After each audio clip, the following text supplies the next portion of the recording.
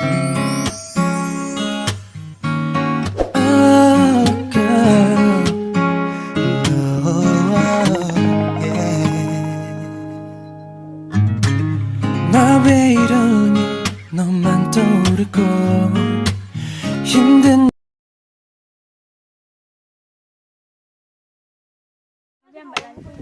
Nangunguha po kami ng kahoy para po panggatong kasi yung ginagamit natin is ano lang, kahoy lang. Minsan lang po kami gumagamit ng gasol para tipid.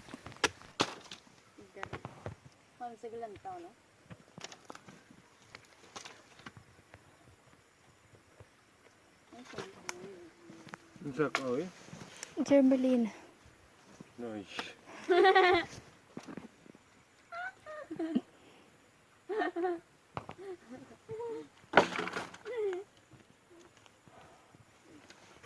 Ali.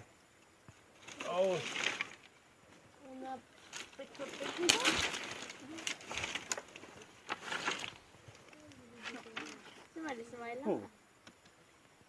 그만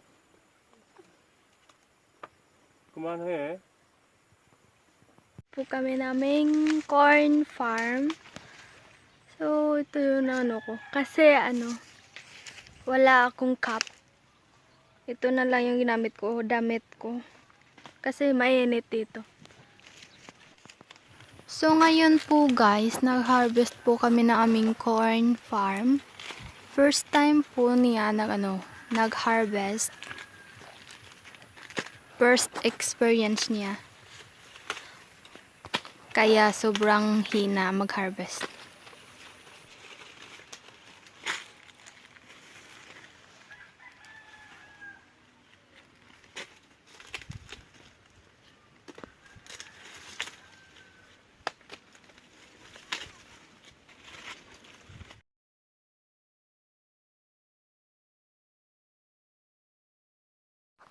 So, sa ngayon po guys, malapit na po kami magtapos ma-harvest. Naka-jacket na po siya at saka naka-pajama. Kasi makati po yung mais kapag wala ka pong pang protect sa skin mo, makati po siya. Tapos may gloves rin kasi may tendency po na masugatan yung kamay mo pag hindi ka masyadong marunong. Kasi first time pa niya. So, kailangan ng gloves.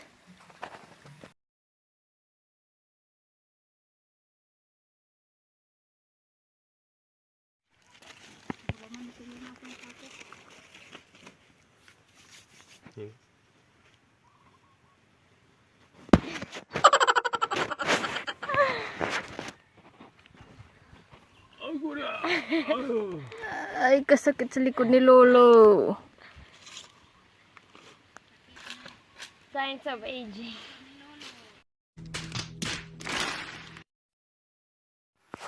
So, ngayon po, nagbabalat na po kami ng mais kasi tapos na yung harvest.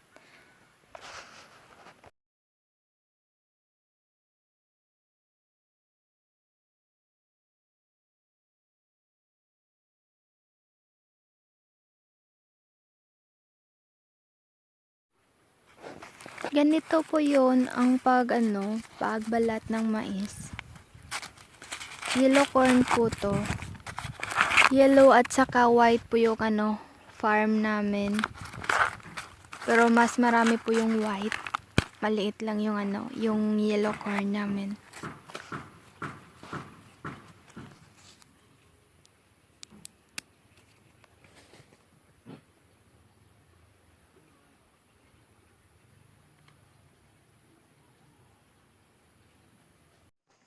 So, pagkatapos po namin mag-harvest at saka magbabalat, ito po yung ginagawa po namin. Tinatanggal po yung di ko alam anong tawag sa Tagalog, pero tinatanggal po yung namin yung sa amin is pasi ng mais. Tapos pagkatapos po nito, magpagaling na po kami para po makakain na at yung mga baboy at saka manok. Ito po is dahon po to ng kamote. China-chop-chop namin kasi pinapakain po namin sa aming baboy. Minimix namin sa sa tahop at saka feeds para sa inahing baboy namin.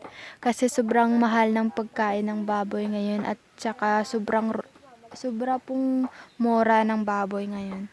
Kaya gumawa po kami ng paraan. Kumbol.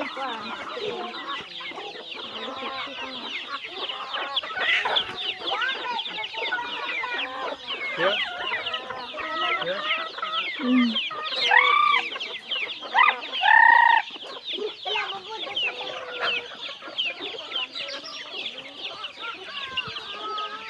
Siya scared.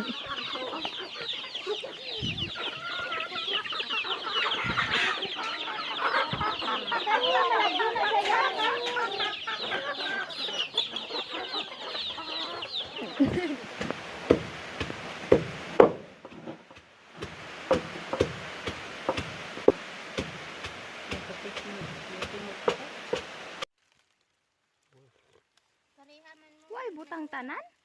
Enggak betul-betul. Ito po.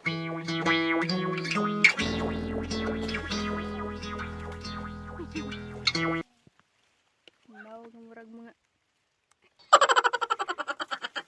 to ako.